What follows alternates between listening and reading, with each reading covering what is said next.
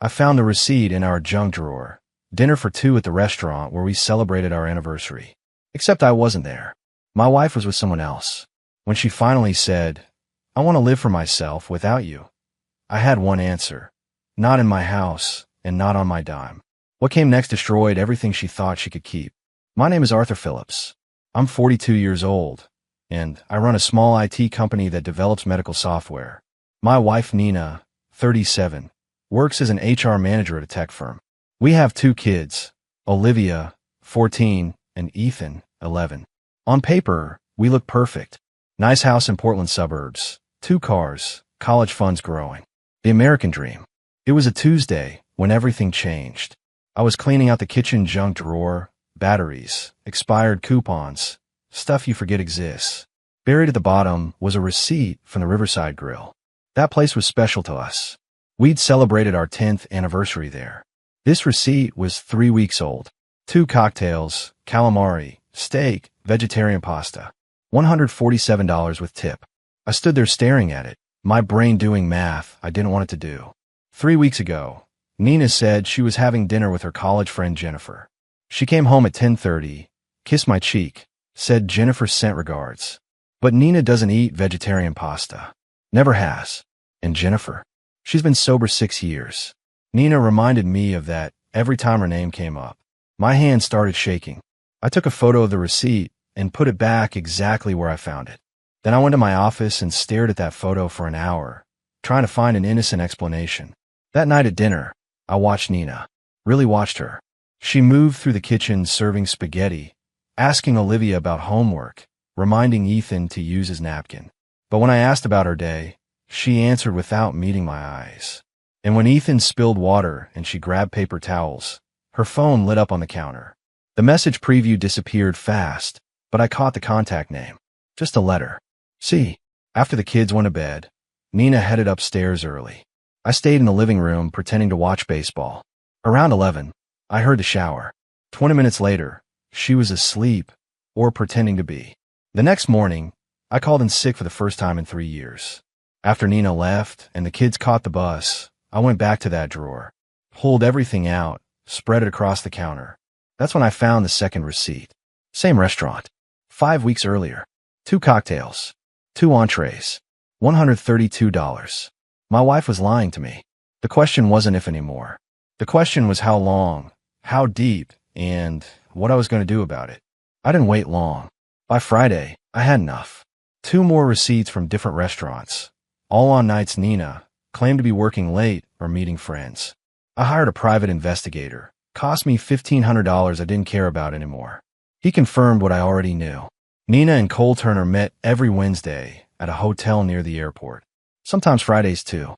Cole Turner, product manager at a competing tech firm. 34 years old. Married with 1 kid. The PI sent me photos. Nina walking into the hotel lobby. Cole following 3 minutes later. Them leaving together 2 hours after. Her hair messier than when she went in. I chose Sunday morning for the confrontation. The kids were at Nina's parents' house for the weekend. Something about helping her dad with yard work. Perfect timing I didn't plan, but would use. Nina was in the kitchen making coffee when I walked in and dropped the folder on the counter. Photos spilled out. She looked down, and her face went white. "Arthur, I can explain." "Don't." My voice came out colder than I expected. "I don't want explanations. I want honesty for once." She picked up one of the photos, her hand shaking. "How long have you known?" "Does it matter?" I asked. "How long have you been sleeping with him?" Nina set the photo down and crossed her arms. For a moment, I thought she'd break down, cry, beg. But instead, she lifted her chin and said, 6 months. And honestly, Arthur, I don't regret it. That hit harder than expected. Not the affair. I'd already processed that. But the lack of remorse. The defiance. She continued, her voice gaining strength. "You're always working. Always in that office. When was the last time you actually saw me? Really saw me?" "I was building something for us," I said. "For this family." "No." Nina shook her head. "You were building something for you. I've been invisible for years, Arthur. Cole makes me feel alive again." I laughed. Actually laughed. It wasn't funny, but the absurdity of it, blaming me for her cheating, was too much. "So what now?" I asked. "You want a divorce?" You want to run off with Cole and blow up 2 families. Nina's expression shifted. Not guilt. Calculation. She said, I want to live for myself, Arthur. Without you. I deserve that much. Those words hung in the air. Live for myself. Without you. Like our 16 years together meant nothing. Like our kids. Our home. Our life was just some cage she needed to escape. I stepped closer, looked her dead in the eye, and said, Then go ahead, Nina. Live for yourself. But not in my house and not on my dime. Her eyes widened. What's that supposed to mean? It means everything you see here. I gestured around the kitchen. I paid for it. The mortgage, the cars, the vacations, Olivia's braces, Ethan's robotics camp. All of it. You want freedom? You've got it. But you're not taking my money with you. Nina's face twisted with anger. You can't just kick me out. This is my house, too. Check the deed, I said calmly. It's in my name. Wedding gift from my parents, remember? You signed a prenup. You get nothing unless I'm feeling generous. And right now, Nina, I'm not feeling generous at all. She stared at me like I'd slapped her. Then she grabbed her phone and stormed toward the stairs. We'll see what my lawyer says about that. I called after her. Make sure you tell him about Cole and the hotels. I've got documentation for everything. She stopped mid-step but didn't turn around. After a moment, she continued up the stairs. I heard the bedroom door slam. I stood there in the kitchen, surrounded by photos of my wife's betrayal, and felt nothing. No anger, no sadness, just cold, clear certainty about what came next. Monday morning, I was in my lawyer's office by 8. Richard Hensley had handled my business contracts for years, and when I called him Saturday night, he cleared his schedule. Smart guy, mid-50s, divorced himself. He understood what was coming. Prenup is solid, Richard said, reviewing the documents. House is yours. Business is yours. She gets minimal support, maybe 3 years max, and that's only if the judge is generous. I nodded. What about the kids? That's trickier. She'll fight for custody. But if you can prove she's been unstable, bringing the affair partner around the children, anything like that, you've got a shot at primary custody. I thought about Olivia. My daughter hadn't been herself lately. Withdrawn, grades slipping, spending more time in her room. I blamed it on teenage stuff. Now I wondered if she knew something. Richard continued. I need you to document everything. Bank statements, credit card bills, phone records if you can get them. Anything showing she was using marital funds for the affair. Already done. I handed him a flash drive. Hotel charges on our joint card. Restaurants. Even found charges for lingerie from a boutique downtown. All during the time she was seeing Cole. Richard plugged the drive into his laptop and whistled low. This is good, Arthur. Really good. She was stupid. Or she thought I'd never check. Most don't. Richard said. You're ahead of the game here. I left his office and drove straight to the bank. My business accounts were separate, but we had a joint checking and savings. I moved 70% of the joint accounts into a new personal account. Left her enough to cover her car payment and phone bill for a month. Petty? Maybe. But I wasn't funding her affair anymore. By noon, I was meeting with Ted Carlson, my financial advisor. Ted had managed my investments since I started the company. Divorce. Ted asked when I laid it out. Affair. I corrected. 6 months. I've got proof. Ted leaned back in his chair. All right. Let's protect what you've built. First thing, that college fund for the kids. We need to make sure it's designated specifically for education. Can't be touched in a divorce settlement. Done. Second, your business. If it's an LLC with you as sole owner, she can't touch the assets. But any increase in value during the marriage might be considered marital property. We need to get an evaluation done now, establish current worth. I took notes as Ted walked me through the next steps. Separate accounts, freeze joint credit cards, document every asset. It felt clinical. Cold. But that's what this was now, a business transaction. When I got home that evening, Nina's car was gone. The house was quiet. I checked upstairs. Her closet was half empty. She'd taken clothes, toiletries, some jewelry, left her wedding ring on the dresser. My phone buzzed. Text from Nina, staying at my sister's. We'll talk when I'm ready. I didn't respond. Let her think she had control. Meanwhile, I was 3 steps ahead. The kids came home from their grandparents' Tuesday afternoon. Ethan burst through the door, talking about the treehouse his grandfather was building. Olivia was quieter, headphones in, barely acknowledging me. I made dinner, Chicken and rice, nothing fancy. Ethan ate like he hadn't seen food in days, telling me about every detail of the weekend. Olivia pushed food around her plate. You okay, sweetheart? I asked her. She shrugged. Yeah, fine. After Ethan went to play video games, I started cleaning up. Olivia stayed at the table, staring at her phone. Mom's not coming home, is she? Olivia said suddenly. I stopped loading the dishwasher, turned to look at her. She was still staring at her phone, but her hands were shaking. Not right now, I said carefully. She's staying at Aunt Linda's. Olivia finally looked up, and her eyes were red. I knew this would happen. What do you mean? She set her phone down. I saw her dad. Last year. With some guy. They were in his car outside the coffee shop on Miller Street. I was walking home from Sarah's house. My chest tightened. Why didn't you tell me? Tears spilled down her cheeks. Because I thought maybe it was nothing. Maybe I was wrong. And then Mom said, she said if I ever told you, it would destroy our family. She said you'd leave, and it would be my fault. I moved around the table and knelt beside her chair. Olivia, look at me. She did, wiping her face with her sleeve. None of this is your fault, I said firmly. Not one bit. Your mom made choices. Bad choices. But that has nothing to do with you. But I could have stopped it, she sobbed. If I just told you. No. I pulled her into a hug, and she collapsed against me. You're 14. This isn't your responsibility. It's mine, and I'm handling it now. She cried for a long time. When she finally pulled back, she said, Are you getting divorced? Probably. Can I stay with you? The question hit me hard. Of course. Always. She nodded, wiped her eyes again. Good. Because I don't want to live with her. Later that night, after both kids were in bed, I sat in my office staring at nothing. Nina had manipulated our daughter into silence. Used her to cover up the affair. That wasn't just betrayal. That was abuse. I called Richard.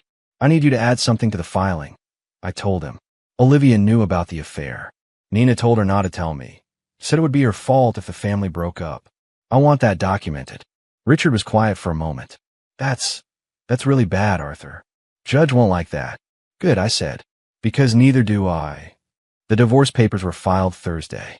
Nina would be served at work Friday morning. I knew she'd explode, but I wasn't prepared for how dirty she'd play. Friday afternoon, I was in a meeting with a hospital client when 2 police officers showed up at my office. My assistant Sarah knocked on the conference room door, her face pale.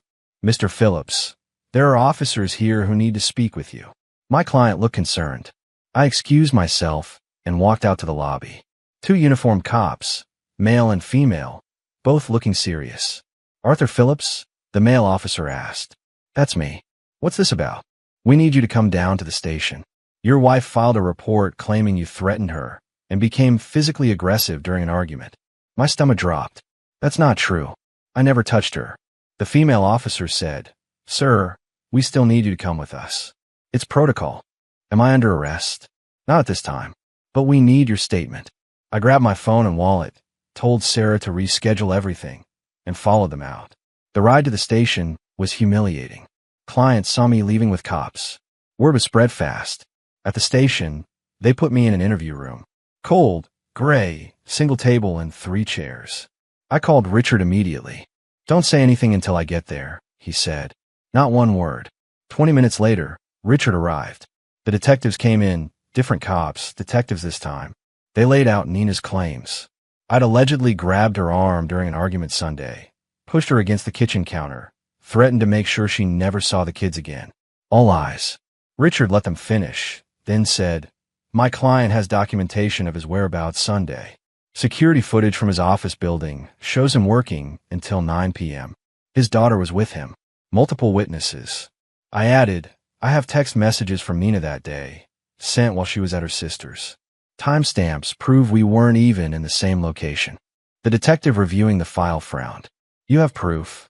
Tons of it. Richard pulled out his laptop, including evidence that Mrs. Phillips has been having an affair for 6 months, misusing marital funds, and manipulating their teenage daughter to cover it up. This report is retaliation for divorce papers served this morning. The detectives exchanged glances. The female detective said, We'll need copies of everything. Richard handed over a flash drive. It's all there. Bank statements, hotel receipts, witness testimony from the daughter. Mr. Phillips has been documenting everything through his attorney in preparation for divorce proceedings. After 2 more hours of questions and paperwork, they let me go. No charges filed. But the damage was done. My business reputation took a hit. Clients were asking questions. When I got home that night, Olivia was waiting up. She'd heard about the police from a friend whose dad worked at the station. "Did Mom really say you heard her?" she asked, her voice small. I sat down beside her on the couch. "Yes, but I didn't. I would never." "I know." She leaned against me. "I told the detective that too when they called. I said you were with me Sunday, that Mom wasn't even home." Pride and heartbreak hit me simultaneously. My 14-year-old daughter was being dragged into this mess, forced to choose sides, made to testify against her own mother. "Thank you for telling the truth," I said quietly. "Mom's really messed up, isn't she?" Olivia asked. I didn't know how to answer that, so I just held her and said nothing. Monday morning, I got an email from my bank. Unusual activity on one of my accounts. I called immediately, spoke with my account manager, and discovered something that made my blood run cold. Someone had taken out a loan in my name. $85,000. Approved 3 weeks ago. The money was transferred to an account I'd never seen before. How is this possible? I asked the account manager, a woman named Patricia who'd handled my business banking for years. I never applied for a loan. The application came through online, Patricia explained. With your social security number, date of birth, signature scanned from previous documents. It looked legitimate. It's fraud.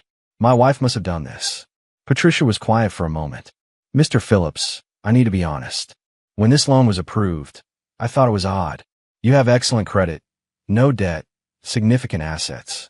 You didn't need this kind of loan, but everything checked out on paper. I felt sick.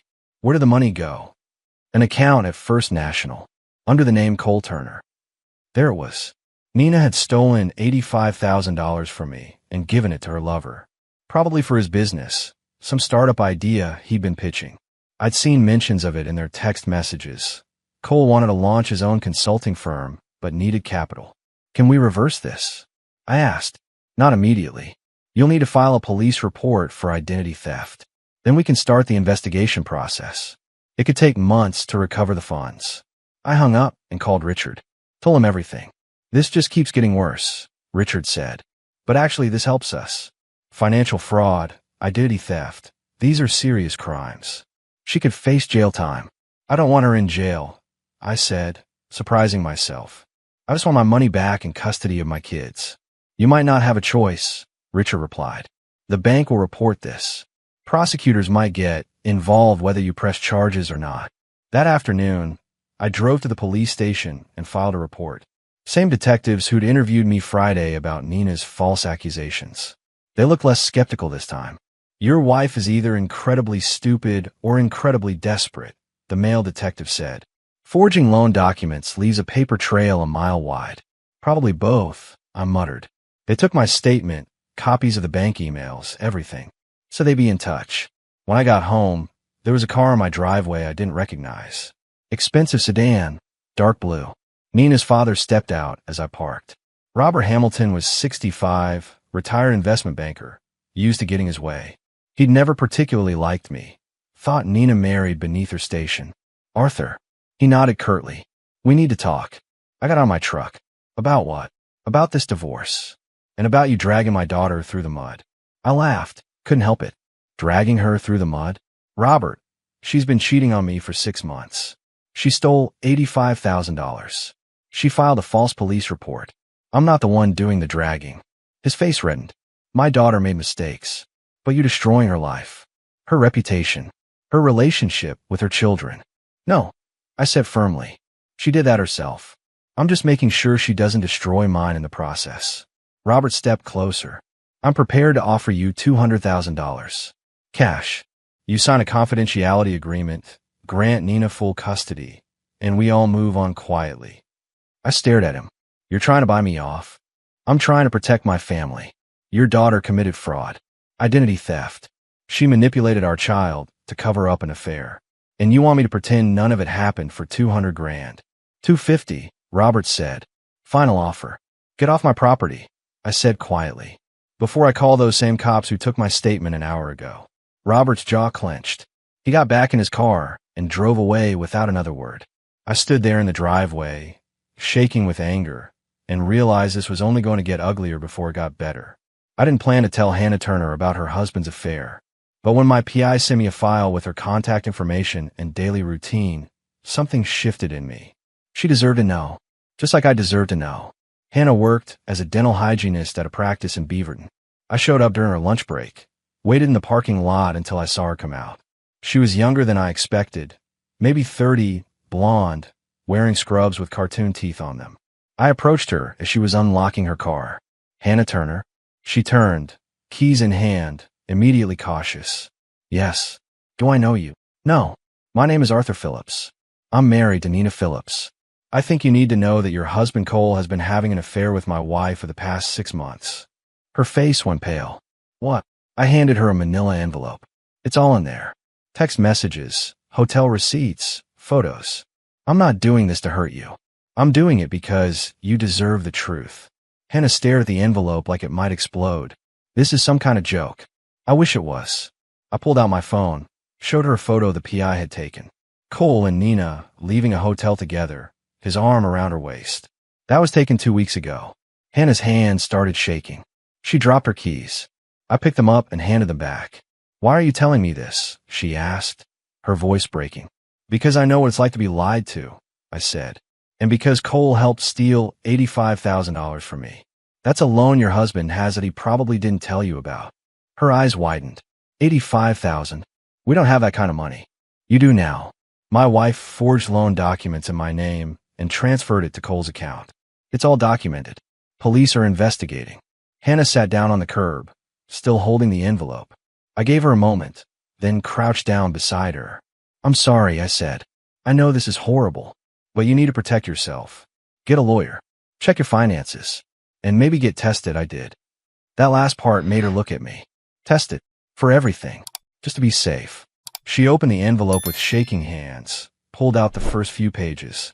Text messages between Nina and Cole. I watched her read them, saw the moment each word hit. Tears started falling. We've been married 8 years, Hannah whispered. We have a daughter, Emma. She's 5. I'm sorry, I said again. Kids make this harder. She wiped her face with her sleeve. Does everyone know? Is this all over town? Not yet, but it will be soon. Court proceedings are public. Hannah stood up, still clutching the envelope. Thank you for telling me. I think. One more thing, I said. Cole's probably going to lie. Blame you, blame me, blame circumstances. Don't believe him. He made a choice. They both did. She nodded slowly, got in her car. I watched her drive away and felt no satisfaction. Just tired sympathy for another person whose life just got destroyed. That evening, Cole called me. His voice was shaking with rage. You had no right to tell Hannah, he said. That's my marriage. My family. And Nina was mine. I replied calmly. You didn't seem to care about that when you were sleeping with her. This is different. It's exactly the same. You wanted honesty? Now you've got it. Hannah left. Took our daughter to her parents. She won't answer my calls. Good for her. You destroyed my life, Cole said, his voice breaking. No, I said. You did that yourself. I just made sure everyone knew about it. He hung up. I deleted his number and blocked it. Done with him. Done with all of it. The preliminary custody hearing was set for 3 weeks after I filed. Judge Harrison presided. Older woman, 60-something. Reputation for being fair but tough. Nina showed up with her lawyer, a slick guy named David Park who specialized in high-conflict divorces.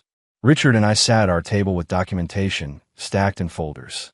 Olivia was in the hallway with a victim advocate, ready to testify if needed. Judge Harrison reviewed the filings, then looked at both of us over her glasses. This is preliminary, so we're establishing temporary custody while divorce proceedings continue. Mr. Park, your client, is requesting primary physical custody of both children. Mr. Hensley, your client wants the same. Let's start with Mrs. Phillips.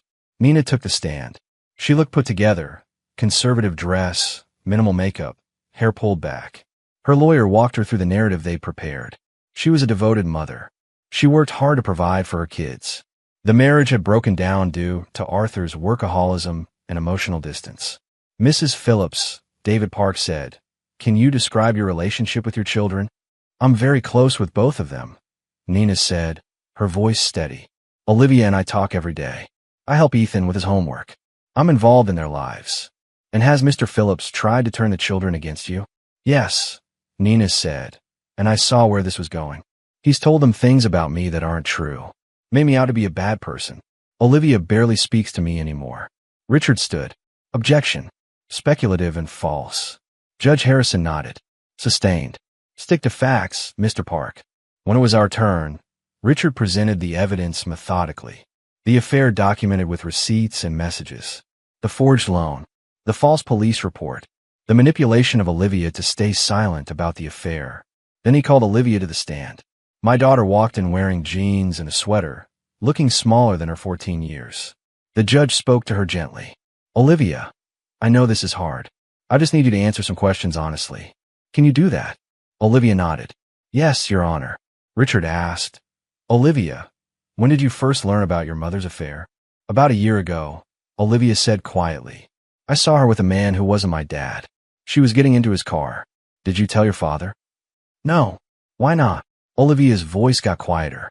Because Mom said if I told Dad, it would break up our family. She said it would be my fault. The courtroom went silent. Nina's face was red. Judge Harrison leaned forward. Your mother told you that? The judge asked. Yes, ma'am. And how did that make you feel? Olivia's eyes filled with tears. Scared. Like I had to protect everyone. But I couldn't. Richard continued. Olivia, if you had a choice, where would you want to live? With my dad, she said immediately. I don't want to live with my mom anymore. Why not? Because she lies. And she made me lie. And I don't trust her. Nina's lawyer tried to discredit Olivia's testimony, suggesting I coached her. But Olivia held firm, answered every question with painful honesty. By the end, even David Park looked uncomfortable. Judge Harrison called a recess, then returned with her ruling. Based on the evidence presented, I'm granting temporary primary custody to Mr. Phillips. Mrs. Phillips will have supervised visitation every other weekend until the final hearing. The false police report and financial fraud are serious concerns. Mrs. Phillips, I suggest you think very carefully about your actions going forward. Nina stood up, her chair scraping. This is ridiculous. He's turning my own daughter against me. Mrs. Phillips, Judge Harrison said sharply. You manipulated a 14-year-old child to cover up your affair. You filed a false police report. You committed financial fraud. The only person who turned your daughter against you is you. Court is adjourned. Richard and I walked out together. Olivia was waiting in the hallway, and I pulled her into a hug. You were so brave. I told her. I just told the truth, she said. I know, and I'm proud of you. We went home that evening, all three of us. Ethan had been at a friend's house during the hearing, and when I explained what happened, he just nodded quietly. He was taking everything hard, withdrawing into video games and books. That night, I stood in the doorway of each kid's room, watching them sleep. Everything was broken, but at least we were together. At least they were safe. The final divorce hearing was scheduled for 8 months after I'd first filed. 8 months of legal battles, financial audits, and watching my kids process their mother's betrayal. Olivia had started therapy and was doing better. Ethan was still quiet, still withdrawn, but slowly opening up. 3 weeks before the hearing, Nina made one last desperate play. I got a call from Richard on a Tuesday morning. His voice was tense.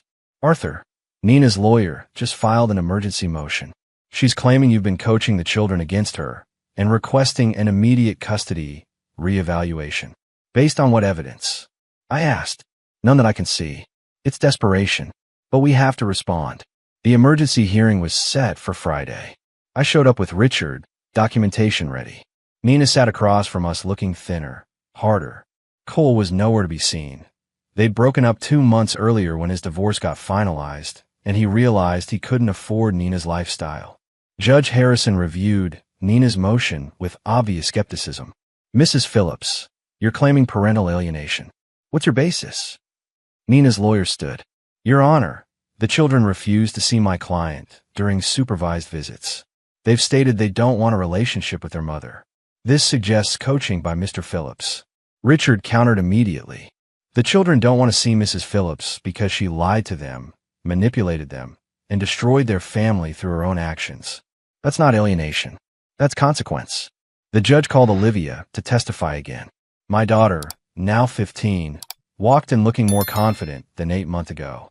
Olivia, Judge Harrison said, has your father told you not to see your mother? No, ma'am, Olivia said clearly. Dad sets my choice. He even offered to drive me to visits if I wanted to go. Why don't you want to go? Olivia took a breath. Because Mom hasn't apologized. Not once.